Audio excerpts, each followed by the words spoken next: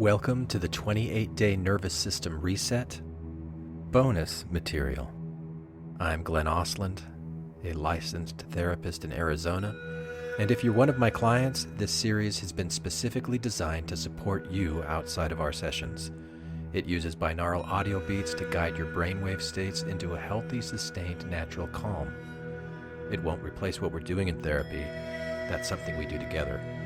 But it will help prepare your mind and body to go deeper into the work we have already started. And if you're not one of my clients, you're still welcome to listen and notice what opens up for you. If you find you need support processing any of it, please reach out to a mental health care professional for assistance. And if you're listening to this right now, I assume that you've completed the 28-Day Nervous System Reset. So congratulations. That's no small thing. Over the past month, you've trained your nervous system to slow down, to settle, and to build resilience, starting with 10 minutes of binaural sound, then gradually increasing to 25. Now that you've completed the reset, I've got something more to share. In this bonus series, I'll be reading to you chapters from my book, You're Not Broken, Just Rewiring. Each one paired with the same kind of binaural audio you've been using. And before we dive in, I want to say hello to all the listeners tuning in from outside the U.S. and outside of my own therapeutic practice. This podcast is beginning to take off. People are finding it, and more importantly, they're finding it helpful. So if you know someone who might benefit, feel free to share it. And if you'd like to leave a 5-star rating on iTunes or wherever you listen, that helps more people find it too. But most of all, I'd love to hear from you. If you've had an experience with these binaural beats, if something shifted, softened, or sparked, I'd be honored to hear about it. It's my pleasure to offer these, and my hope is that they continue to serve you. All right. 3. And now, are you ready? Are you ready? Let's begin.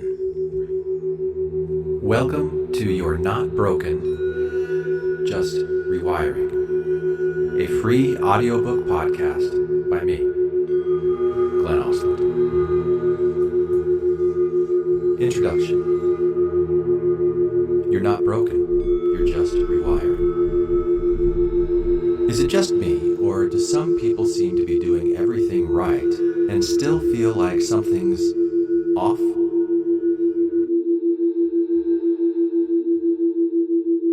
Maybe you've been there too. You show up, you do the therapy, you journal, you meditate, you drink the green juice, download the mindfulness app everybody's talking about. Try the cold plunge. From the outside, you're fine. Maybe even thriving. But inside, there's static. A strange disconnection. A feeling like your internal weather doesn't match the forecast. Like the radio's tuned just slightly off the station. Like you're living in two realities. One that works on paper, and one that hums with a quiet ache. If that's you, if that's ever been you, then welcome. This book is for you. You're not broken. You're rewiring. And I don't mean that as a clever affirmation to take to your mirror. I mean it literally. Biologically. Psychologically. Spiritually.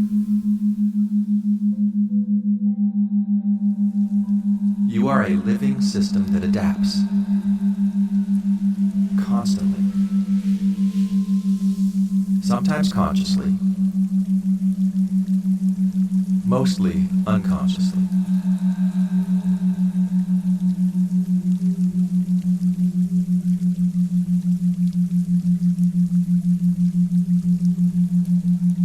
And when that wiring begins to shift, when old survival patterns start to glitch, healing doesn't feel like harmony. It feels like friction, like tension, like dissonance. But the glitch, that's not failure. That's signal. That's where this book begins. A book built like a nervous system. This isn't a 10-step plan. It's not a linear map or an expert's guide to fixing yourself. Because thriving doesn't move in straight lines.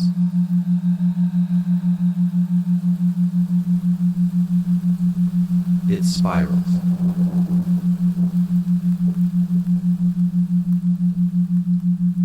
Maybe you've said to your therapist,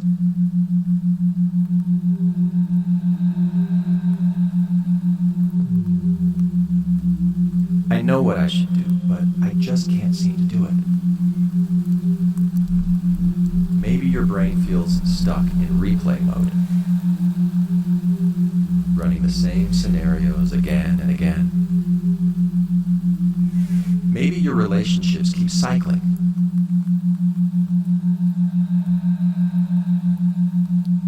Different faces, same patterns.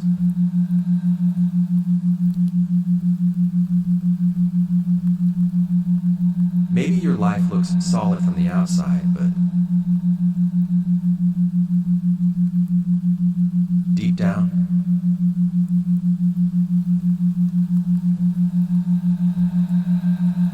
something doesn't quite connect.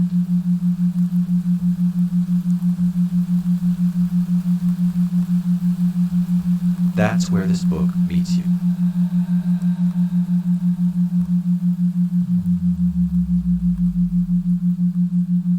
Because behavior is only part of the story.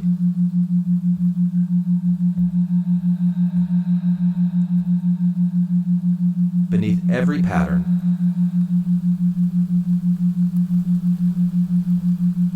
is a function.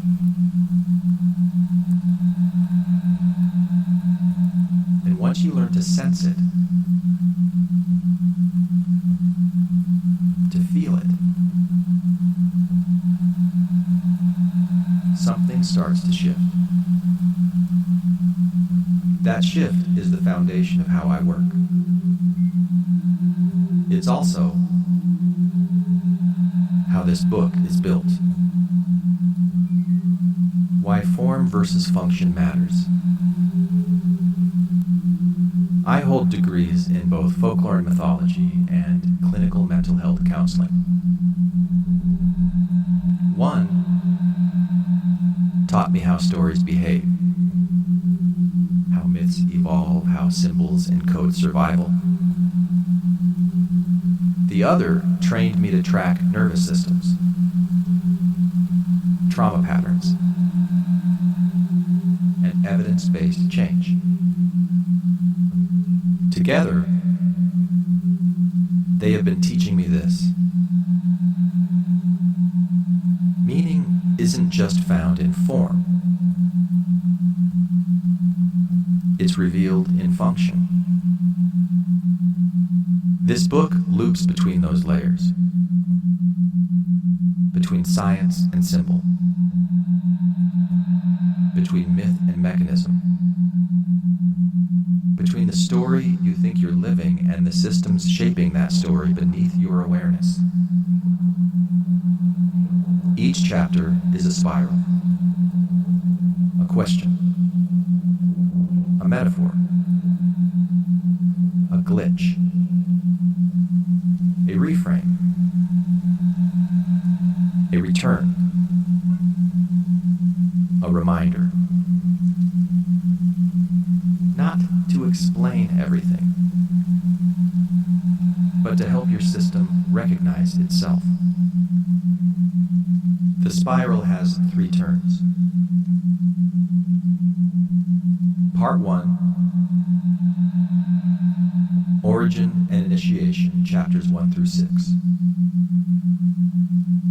We begin where many people enter therapy.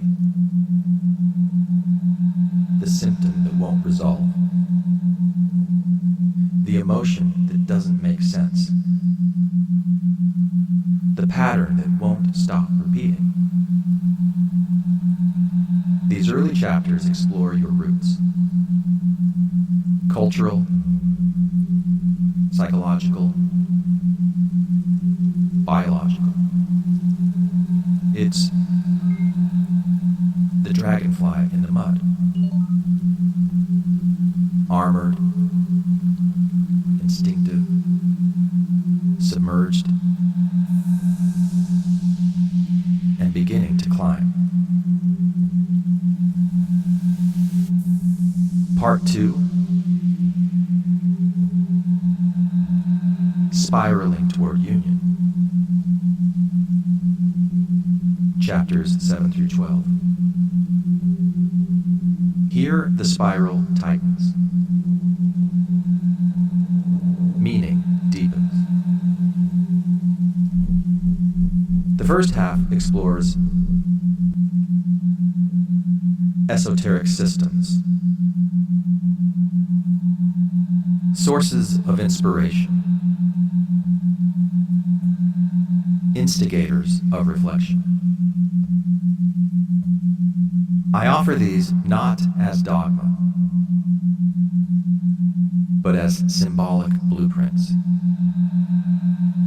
They stir archetypes. They echo something deep in the psyche. The second half grounds those same insights in clinical science. Polyvagal theory, brainwave states, trauma research. It's a conversation across hemispheres. One side speaks in myth, the other in mechanism. Together, they tune your nervous system toward coherence.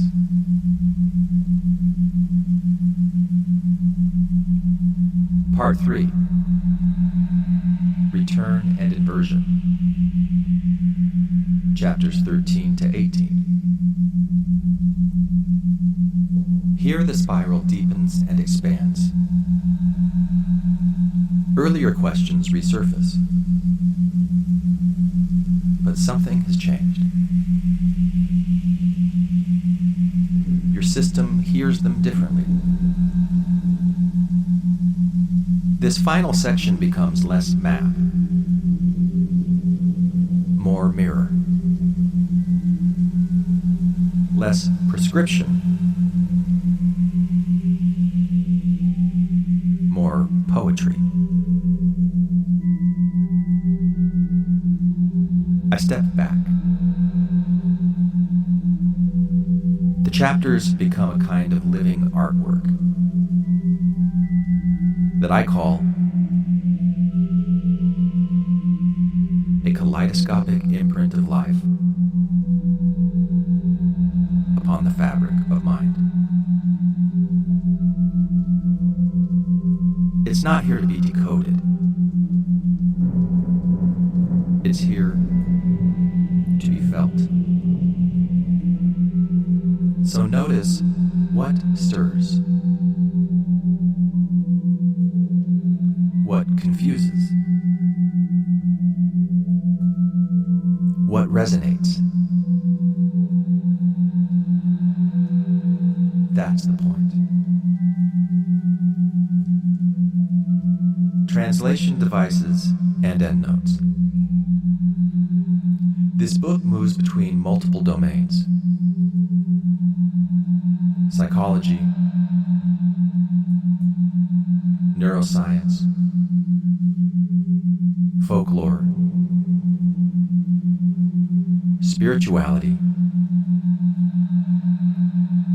not to merge them into a single truth, but to explore how different systems echo one another in function. To help make those echoes clearer, I use what I call translation devices. Symbolic,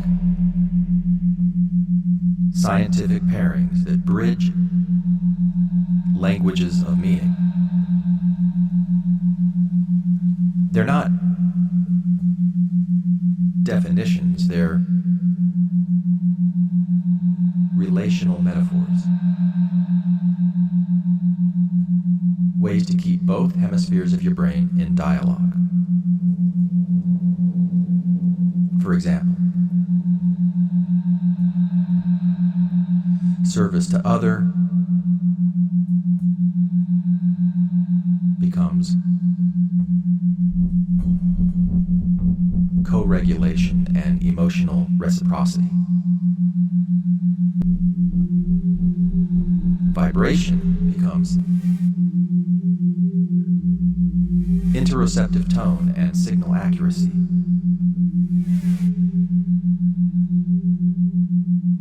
Soul polarity becomes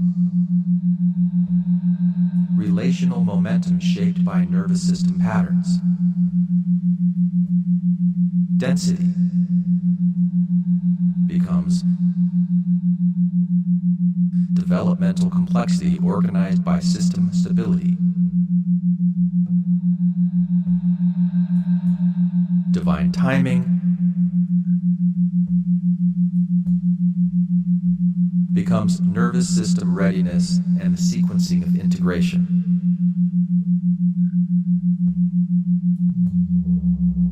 And so on.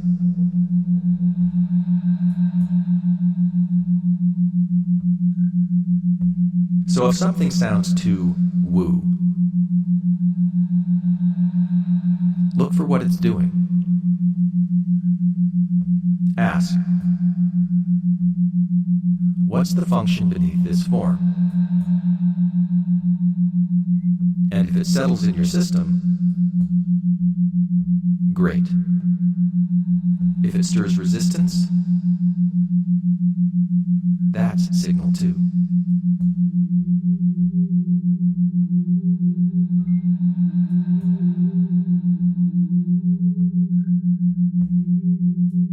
For clarity and flow, I've placed elaborations and source details in endnotes at the end of each chapter. You don't need them to understand the message, but if you want to dive deeper, they're there, like tuning forks, not footnotes. A note on the unconscious. Throughout this book, I use the word unconscious. And I want to clarify what I mean. Some prefer subconscious because it feels more alive and relational. I respect that. But here, I use unconscious in the Jungian sense. Not as something passive or repressed, but as a living field of instinct, archetype, ancestral memory, and adaptive patterning. In neurobiology, this shows up as implicit memory, bottom-up processing, autonomic patterning. The silent architecture that shapes your behavior without asking for your attention. Heartbeat. Startle reflex. Gut knowing. Signals without words. Wisdom without language. When I say unconscious, I'm naming the landscape beneath your story. Not to control it, but to listen more closely. To partner with it. To rewire from the inside out.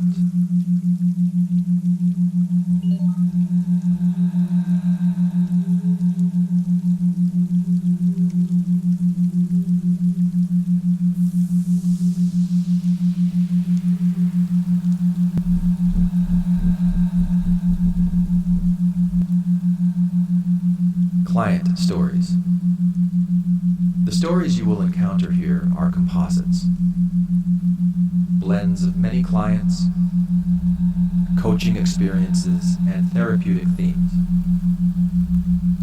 All names and details have been changed to protect confidentiality.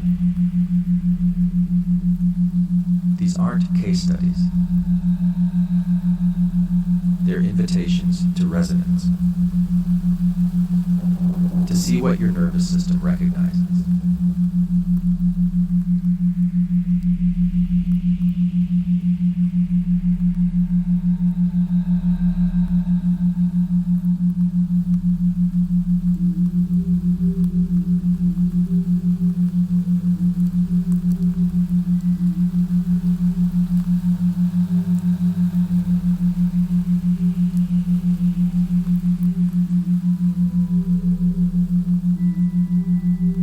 A note to my Mormon family, friends, and clients,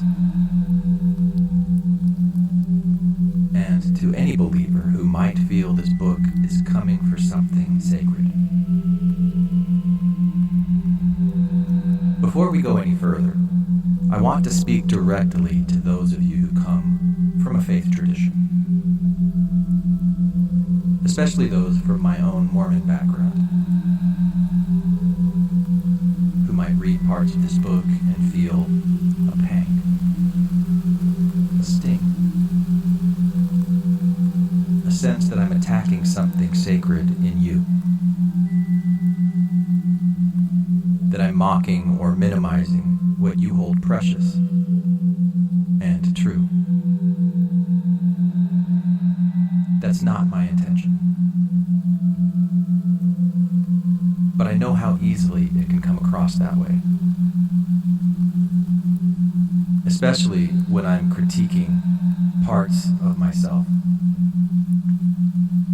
Because the lines between personal reflection and communal belief can get tangled fast. So let me be specific. One of the deepest challenges I've faced throughout my life has been pride. A subtle, often unconscious sense of superiority. A belief rooted in how I internalized certain teachings growing up Mormon. That I was right and others were wrong. I know not everyone absorbs the message that way. But that's how it landed in me. And it shaped how I saw the world. How I related to others. How I measured worth.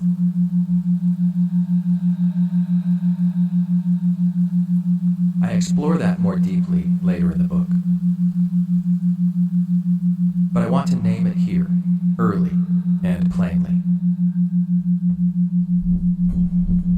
This project is not a rejection of faith.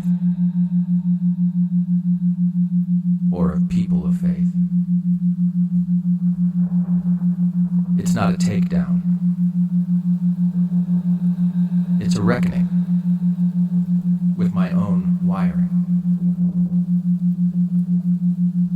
with the ways I learned to separate instead of connect, with the ways I masked insecurity as moral clarity.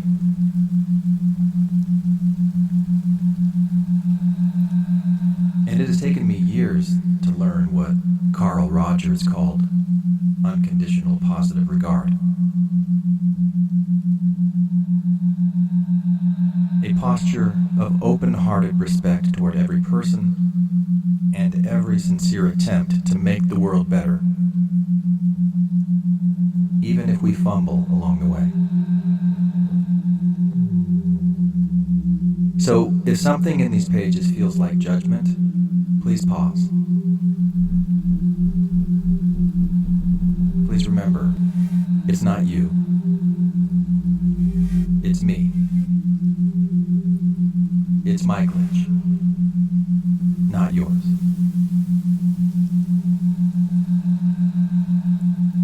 My intention is not to persuade you out of your beliefs, but to share what has helped me rewire mine. To offer a view of life that has slowly, tenderly brought me into a deeper sense of integration. And to remind you, as I have to remind myself again and again,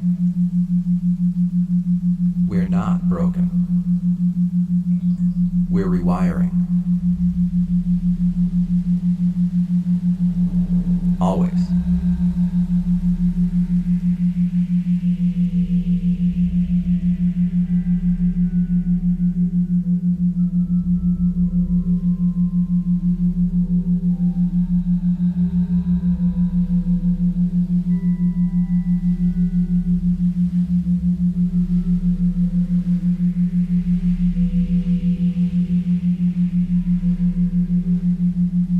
What to expect. Each chapter opens with a question. Is it just me? That's the doorway. From there, we spiral. Through metaphor, science, story, and symptom. Through the glitch. Through the signal. Here's the shape of that first turn. Chapter 1, Form versus Function. When doing everything right still feels wrong, it's time to question the system, not the self.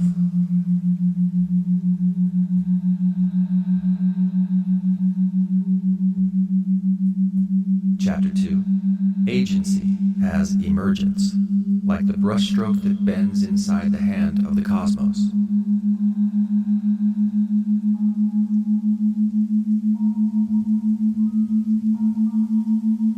Chapter 3, Wholeness as Resonance, realignment of mind, body, and spirit as layered expressions of one system.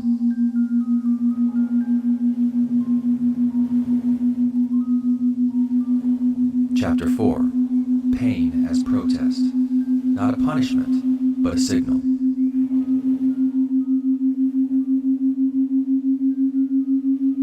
Chapter 5, Weight as Wisdom, the felt pressure that anchors growth.